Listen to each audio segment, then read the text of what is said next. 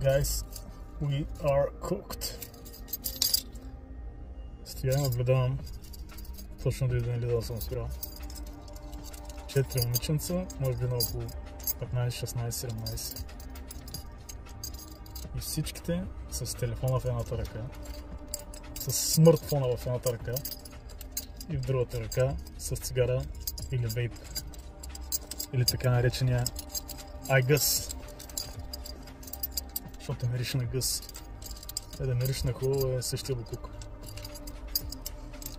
Китайска чорба от химикали.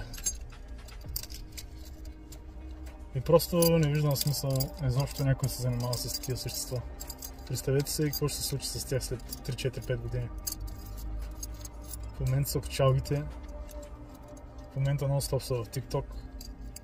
Нон-стоп чатят с няколко момчета наведнъж от различни точки на България. И ти очакваш после това нещо да стане майка. И ти очакваш това момиче да е вярно на едно момче. Няма как да стане това нещо.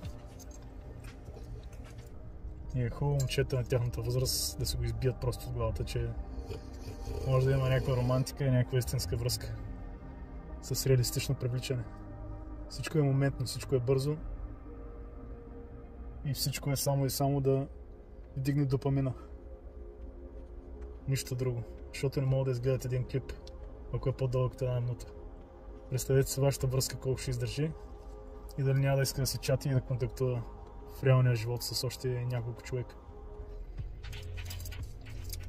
Така че е хубаво да си правите реалити чек и да слушате по-мъдрите и хората, които вникват в поведението на това болно общество в последните времена, в които живеем. Peace!